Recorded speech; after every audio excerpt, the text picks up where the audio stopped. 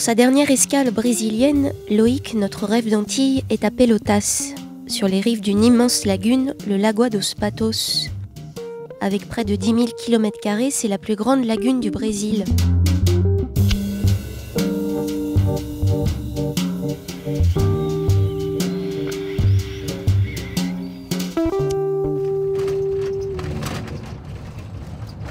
Pour compléter la visite de cette gigantesque mer intérieure, Paolo souhaite nous faire rencontrer la communauté des pêcheurs de la lagune. Par la route de terre, nous progressons vers le nord jusqu'à Colônia Z3. Autour d'un petit port naturel saturé de bateaux, la colonie, fondée il y a près d'un siècle, rassemble pêcheurs, poissonniers, menuisiers, mécaniciens. Chacun ici tire ses ressources de la pêche artisanale. Ce petit village dépend administrativement de Pelotas, ce qui lui vaut cette appellation de colonie. Il existe une quinzaine de colonies de ce type autour de la lagune, mais Z3 est la plus ancienne et la plus importante, avec près d'1 millier de pêcheurs enregistrés.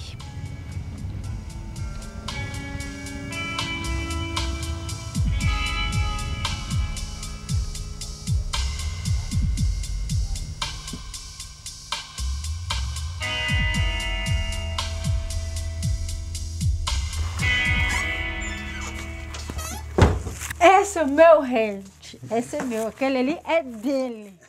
Adriana est fille de pêcheur. En récupérant les vieux filets de son père, elle s'est inventé un métier. Avec une dizaine de femmes de Colônia Z3, elle a créé une collection de bijoux et d'accessoires fabriqués à partir d'éléments issus des déchets de la pêche.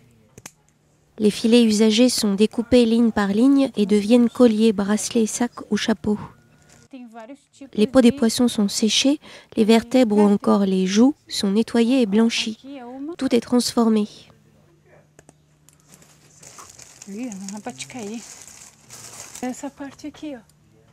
Petite entreprise soutenue par la région, la collection commence à s'exporter en Europe.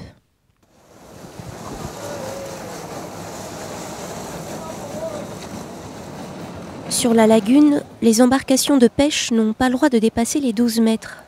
Toutes celles que nous avons croisées étaient en bois, pas plus de 70 cm de tirant d'eau pour ces barques coquettes spécialement dessinées pour la lagune.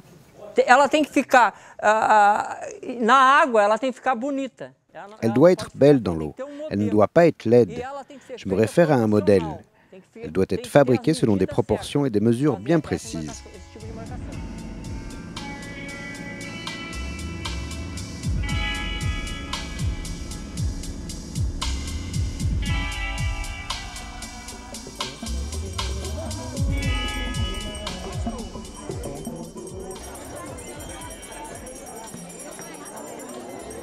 Retour à Pelotas. Ce samedi soir, sur la petite place du quartier, une large ronde d'hommes et de femmes vêtus de blanc. Certains font la toupie, recherchant l'étourdissement, parfois jusqu'à la chute.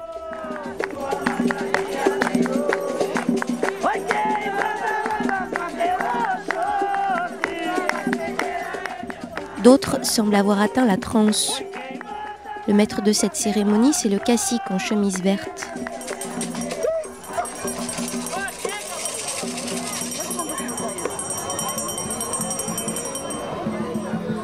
Ici, comme dans tout le pays, on célèbre Liemanja, la déesse de l'eau.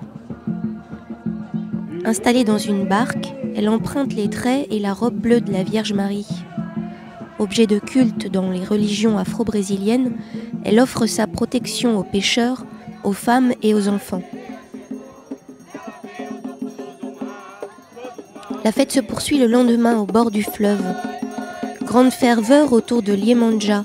Chacun veut toucher ou embrasser l'icône.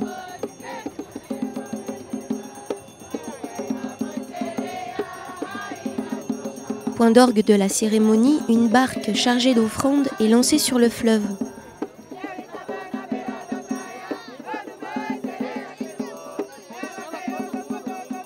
Devant les fidèles rassemblés, des bouquets de fleurs et des petits voiliers sont déposés sur l'eau.